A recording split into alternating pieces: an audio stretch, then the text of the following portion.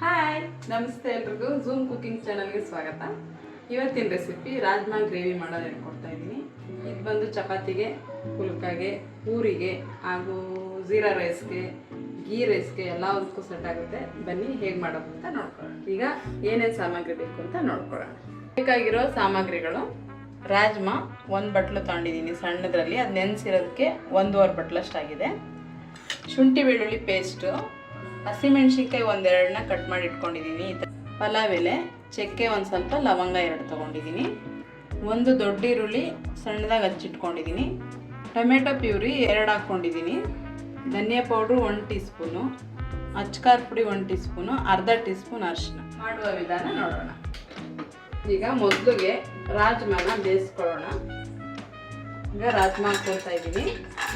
ಇದನ್ನು ಒಂದಿನ ಫುಲ್ಲು ನೆನೆಸಿಡಬೇಕು, ಆಮೇಲೆ ಬೇಯಿಸ್ಬೇಕು, ಇಲ್ಲಾಂದರೆ ತುಂಬ ಗಟ್ಟಿ ಇರುತ್ತೆ. ಈಗ 1 ಗ್ಲಾಸ್ ನೀರು ಹಾಕ್ಕೊಳ್ತಾ ಇದ್ದೀನಿ. ಇದನ್ನು ಒಂದು 4-5 ಕೂಗು ಕೂಗಿಸ್ಬೇಕು, ಇಲ್ಲಾಂದರೆ ಸರಿಯಾಗಿ ಬೇಯಲ್ಲ. 5-6 ಕೂಗಿದ್ರೂ ಏನೂ ತೊಂದರೆ ಇಲ್ಲ.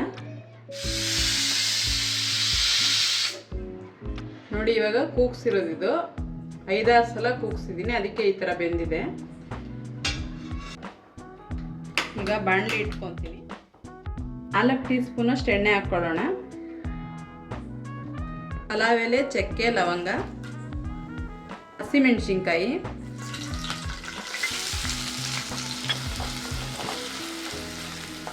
ಕಂದು ಬಣ್ಣ ಬರೋವರೆಗೂ ಹುರ್ಕೋಬೇಕು.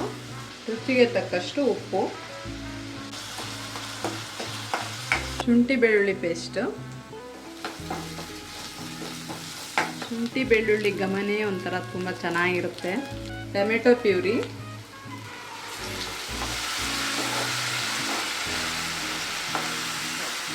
ಅರಿಶಿನ, ಅಚ್ಕಾರ್ ಪುಡಿ, ಧನಿಯಾ ಪುಡಿ.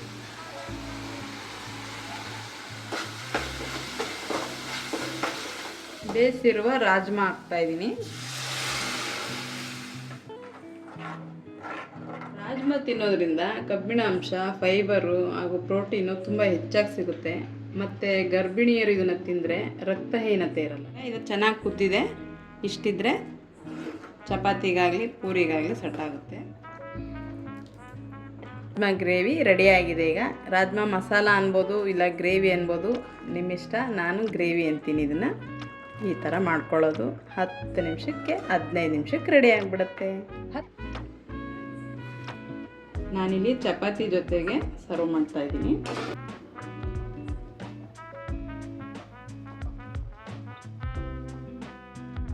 ರುಚಿಯಾದ ರಾಜ್ಮಾ ಗ್ರೇವಿ ರೆಡಿಯಾಗಿದೆ. ಜೀರಾ ರೈಸ್ ಹಾಗೂ ಗೀ ರೈಸ್ಗೆ ತುಂಬ ಚೆನ್ನಾಗಿರುತ್ತೆ ಈ ಗ್ರೇವಿ. ಇದು ಚಪಾತಿಗೂ ಚೆನ್ನಾಗಿರುತ್ತೆ. ಈಗ ತಿನ್ನೋಣ ಹೇಗಿದೆ ಅಂತ ಟೇಸ್ಟು. ವಾವ್, ಎಷ್ಟು ಚೆನ್ನಾಗಿದೆ ನೋಡಿ. ಇದನ್ನು ಕನ್ನಡದಲ್ಲಿ ಕೆಂಪು ಹುರುಳಿ ಅಂತ ಕರೀತಾರೆ. ನಾವು ಹುರುಳಿ ಕಾಳನ್ನ ಕರಿತೀವಿ, ಇದನ್ನು ಕೆಂಪು ಹುರುಳಿ ಅಂತ ಕರಿತೀವಿ. ತಿಂದರೆ ಹೆಂಗಿರುತ್ತೆ ಅಂತ ನೋಡೋಣ.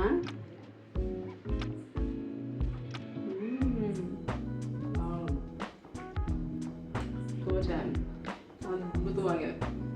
ನಾನಂತೂ ಇದನ್ನು ರೈಸಿಗೆ ಮಾಡ್ತೀನಿ, ತುಂಬ ಚೆನ್ನಾಗಿರುತ್ತೆ. ಜೀರಾ ರೈಸ್ಗೆ ಸಾಕಾಗಿದೆ.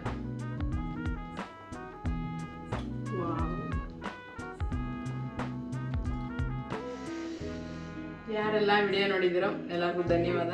ಈಸಿಯಾದ ರೆಸಿಪಿಗಳಿಗೆ ಝೂಮ್ ಕುಕಿಂಗ್ ಚಾನಲ್ನ ಫಾಲೋ ಮಾಡಿ. ಯಾರೆಲ್ಲ ಹೊಸದಾಗಿ ನೋಡ್ತಾ ಇದ್ದೀರಾ ಸಬ್ಸ್ಕ್ರೈಬ್ ಮಾಡ್ಕೊಳ್ಳಿ, ಲೈಕ್ ಮಾಡಿ, ಶೇರ್ ಮಾಡಿ ಹಾಗೂ ಕಮೆಂಟ್ ಮಾಡಿ. ವಿಡಿಯೋ ನೋಡಿದ್ದಕ್ಕಾಗಿ ಧನ್ಯವಾದ. ನೆಕ್ಸ್ಟ್ ಇದು ಸಿಗ್ತೀನಿ. ಬಾಯ್. 15 ನಿಮಿಷದಲ್ಲಿ ರೆಡಿ ಆಗುತ್ತೆ. 10-15 ನಿಮಿಷಕ್ಕೆ ರೆಡಿ ಆಗ್ಬಿಡುತ್ತೆ. ಭಯನೇ ಆಗ್ಬಿಡುತ್ತೆ ನೋಡಿ. 10-15 ನಿಮಿಷಕ್ಕೆಲ್ಲ ರೆಡಿ ಆಗಿಬಿಡುತ್ತೆ. ಇದನ್ನು ಕುಕ್ಕರಲ್ಲಿ ಬೇಯಿಸ್ಕೊಳ್ಳೋದು ಒಂದೇ ಟೈಮ್ ಅಷ್ಟೇ. ರುಚಿಯಾದ ರಾಜ್ಮಾ ರೆಡಿ ಆಗಿದೆ. ಈಗ ಚಪಾತಿ ಜೊತೆಗೆ ಸವಿಯಲು ಸಿದ್ಧ.